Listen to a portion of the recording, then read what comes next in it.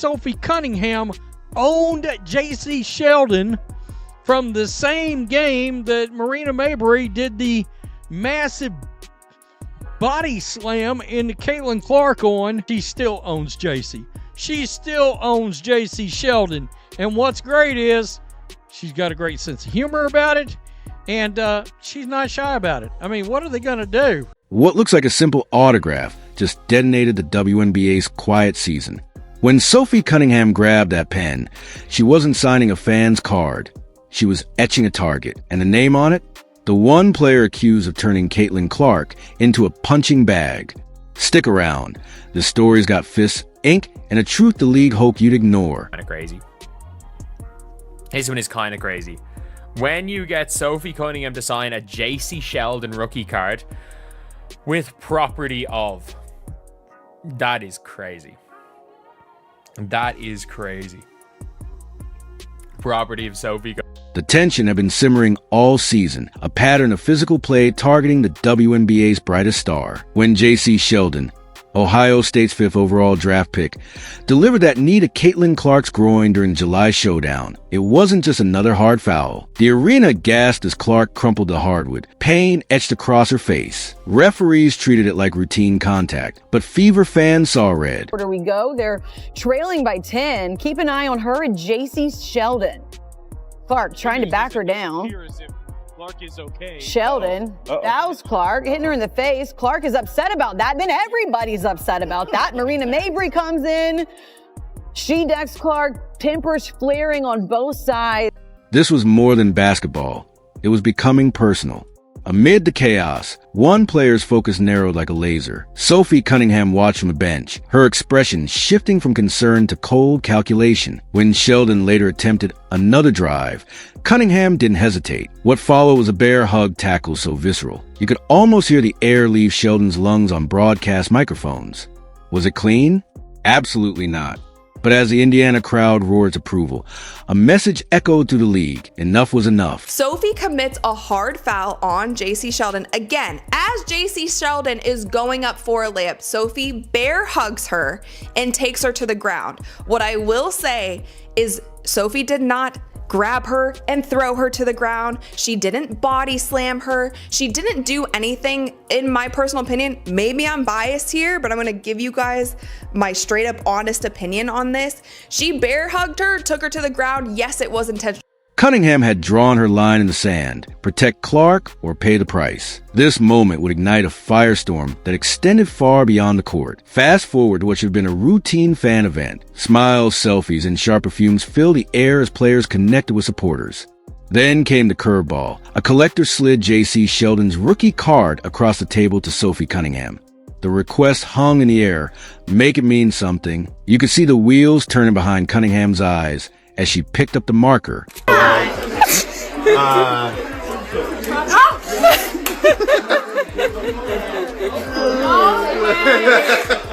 See, she's the problem. She is the problem.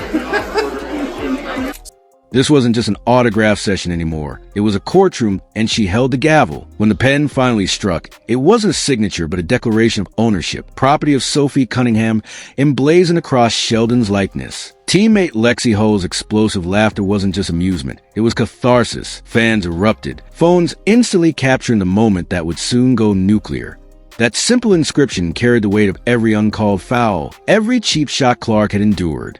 It transformed from memorabilia to manifesto, a warning that targeting Indiana's star came with consequences. Cunningham has been Caitlin Clark's biggest cheerleader and defender. And it literally like pisses me off when people are like, she's not the face of the league. Who would be? What?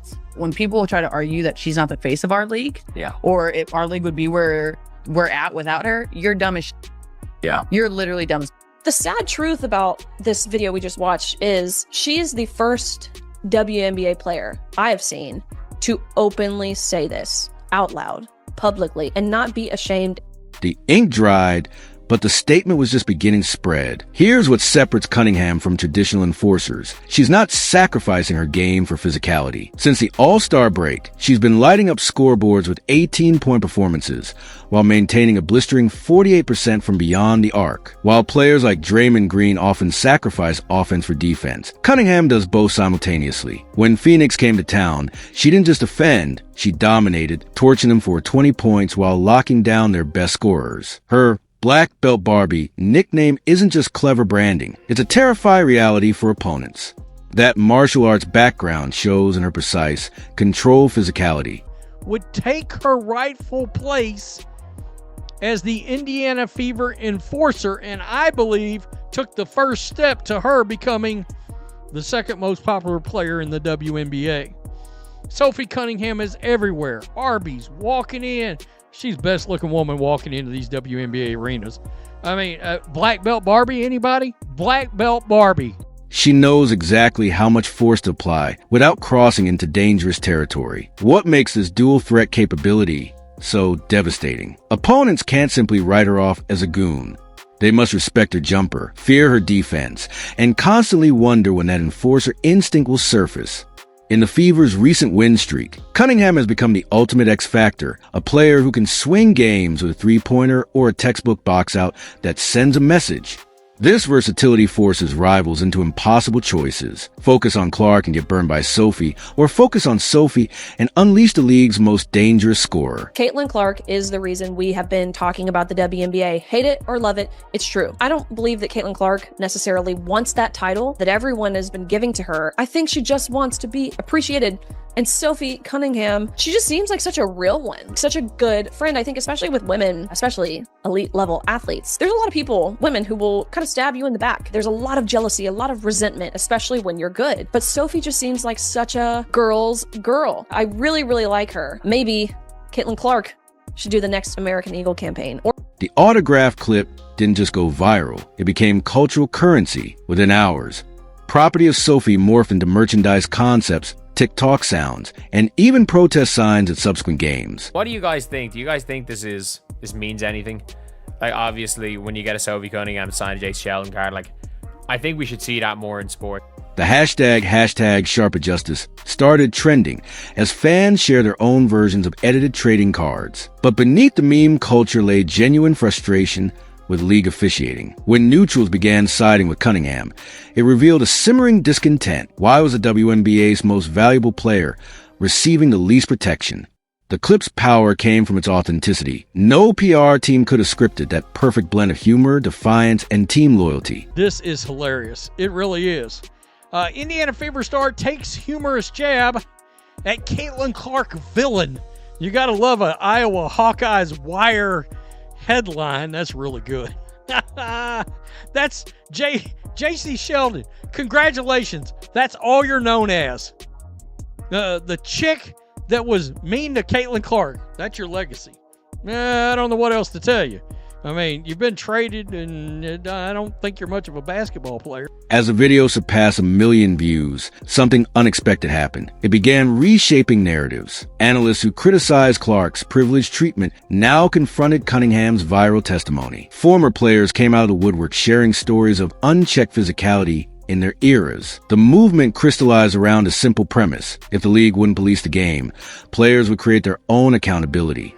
That sharpest signature became the unofficial emblem of player-led justice, a reminder that reputations could be rewritten with one bold stroke. Sheldon, who was selected number 5 overall in the 2024 WNBA draft by the Dallas Wings, following 5 seasons at Ohio State, has quickly established herself a very negative opinion for both Hawkeye and Fever fans after her June 17th flagrant one on Clark and her eventually uncalled for knee to the right groin area during the July 15 clash in Boston as a member of the Connecticut Sun. By the way, can you stay with the team? You got selected by Dallas. You're already on your 3rd squad in 18 months. God. Behind the viral moments lies an uncomfortable reality. Clark has absorbed 37% more flagrant fouls than any rookie in WNBA history. This isn't coincidence. It's a calculated strategy. Targeting the league's cash cow generates instant notoriety, and Sheldon's career trajectory proves it. Since being drafted 5th overall, she's been traded twice, not for basketball reasons, but because franchises recognize the value of a Clark antagonist. Her jersey sales spiked 300% after the foul, while social mentions skyrocketed 950%. This creates a perverse incentive structure where physical play against stars equals visibility and revenue. I just think, and you know way better than me, Yeah. but like, it just feels like people are jealous of this new little wave of. They are, but I just hate that because like this is what we've always wanted as a league. So like, who cares who gets the credit? And if you're smart, you're making money off of them. Yeah. Like you are literally making money from the viewership. And why bully the person who is like not 100% responsible, but like has a huge role in growing your sport? Dude, and it literally like pisses me off when people are like, she's not the face of the league. Who would be? What? The league faces an impossible dilemma: crack down and risk being labeled soft, or permit the behavior and endanger their most marketable asset. Meanwhile, talented players like Sheldon risk becoming caricatures, known more for who they hit than how they play. As one Eastern Conference GM anonymously admitted, "We don't want enforcers, but we need players who make headlines against Clark." This economic reality fuels the cycle of targeting, making Cunningham's intervention not just timely, but necessary. The autograph wasn't petty. It was a spotlight on the league's unspoken economy of violence. Think Cunningham's approach is revolutionary? History whispers otherwise. The blueprint of star protection is etched deep in sports lore, but Sophie's rewriting it for a new era. Consider Wayne Gretzky's shadow, Dave Semenko. While the Great One danced through defenses, Semenko lurked like a human insurance policy. His mere presence on ice shifted opponents' calculations.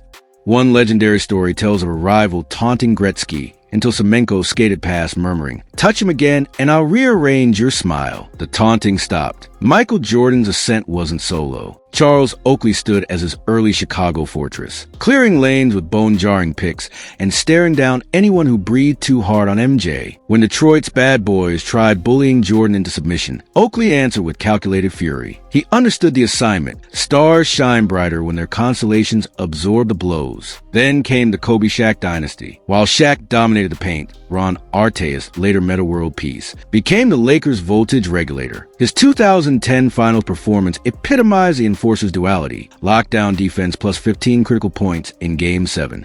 When opponents targeted Kobe, Artest's glare promised escalation. The unwritten contract. These partnerships followed a sacred code. The deterrence doctrine. Presence prevents more violence than it creates.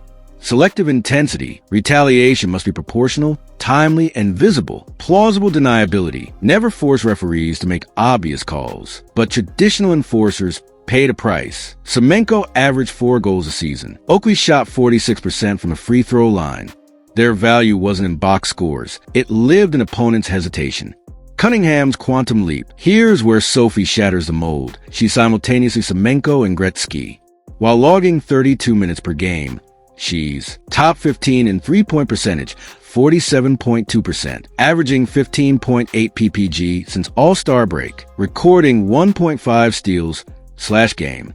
Her black belt Barbie persona weaponizes contrast. The ponytail and smile disarms. The martial arts precision retaliates. When she dropped 20 on Phoenix hours after trending for the autograph incident, it signaled a terrifying evolution. Enforcers no longer sacrifice stardom for protection.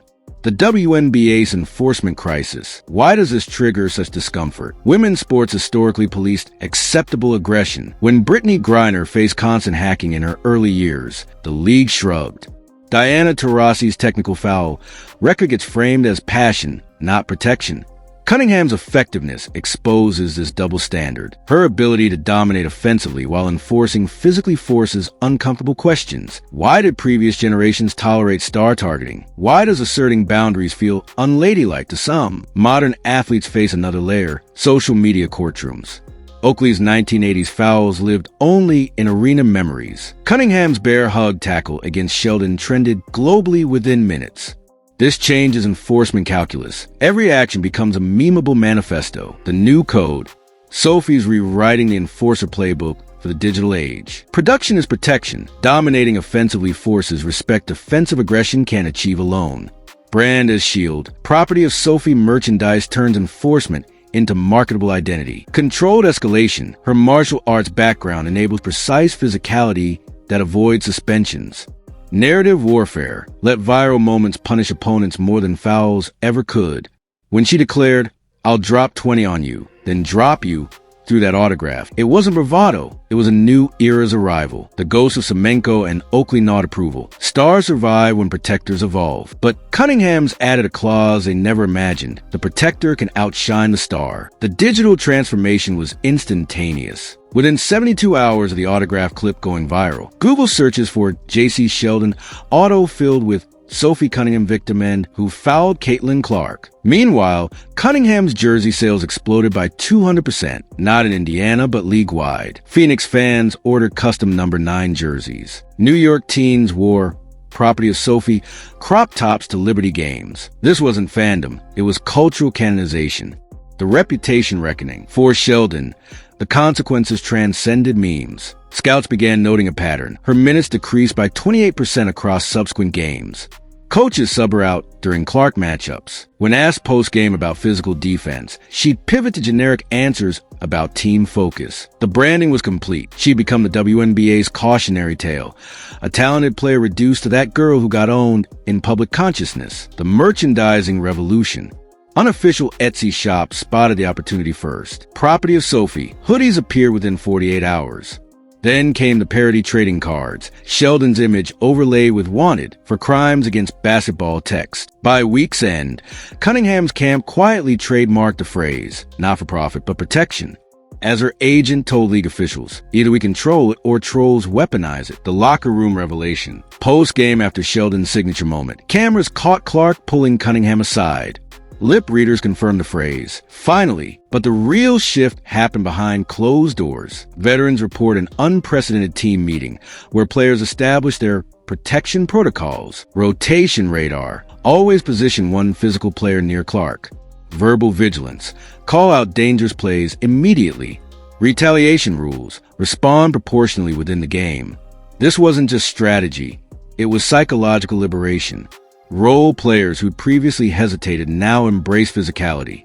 Rookie Celeste Taylor noted, Sophie showed us swagger isn't against the rules. The statistical surge.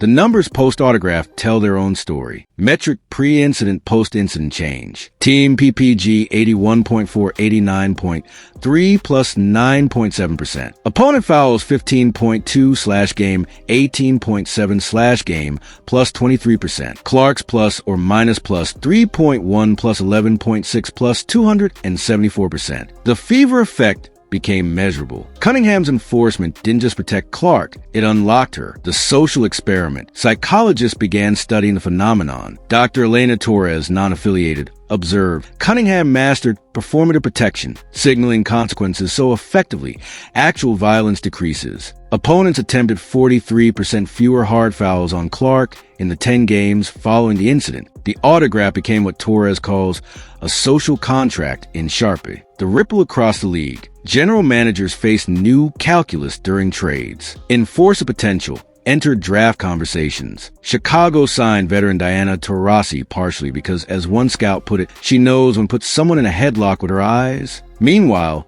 All-Star voting saw Cunningham leapfrog 12 players, not on stat alone, but what fans called the vibe shift, the unlikely endorsement. 2 weeks post-incident, a package arrived at Cunningham's locker, a framed Sheldon rookie card signed by Dennis Rodman. The inscription, "They hated me too. P.S. Mail me a hoodie." Worm. The gesture highlighted sport's eternal truth. Enforcers recognized their own. The ownership response. Fever ownership leaned in. Their next social campaign? Hashtag Defend the Star featuring Cunningham self-defense clinics for young fans. Protection pledge petitions for better officiating. Limited edition Sharpie Game jerseys with invisible ink that revealed property of under arena lights. Critics called it exploitation. Fans bought every item in 8 minutes. The Sheldon paradox. Here's the twisted outcome. Sheldon's visibility increased. Podcast invites flooded in. Brands offered deals playing the villain role. Her social following grew 182%. But engagement analytics revealed 71% of comments were negative. She became basketball's Rorschach test. Opportunist or victim. Competitor or cautionary tale, the Clark catalyst. In a quiet moment during All-Star Weekend, Clark reflected, "Before Sophie, I flinched on drives. Now," she paused, "I hear defenders whisper, 'Don't make Sophie mad when I shoot.'" The psychological space Cunningham created translated to Clark's 33-point explosion against Seattle, her highest since college. The cultural legacy. Beyond basketball, the autograph entered the zeitgeist. Late-night hosts used property of memes during political segments, a Broadway playwright workshop, the Sharper monologues. Stanford's ethics department added it to modern social contracts curriculum. But perhaps the most telling moment came during a Fever community event. A young girl handed Cunningham a Sheldon card and a restraining order template. Sophie instead wrote, "Protect your space, but never lose joy. SC." The soul of the Fever. That locker room card signing became Indiana's Rosetta Stone. Coach Christie's sides noted, "We went from 12 players to a pack." The proof emerged in their 7-game win streak, not from flashy plays, but subtle moments. A screen set extra hard for Clark, a rookie stepping between her and a trash-talking opponent. The autograph didn't just shame Sheldon, it baptized the Fever's identity. As Aaliyah Boston put it, "Now we know who we are, Sophie's team, Clark's shield."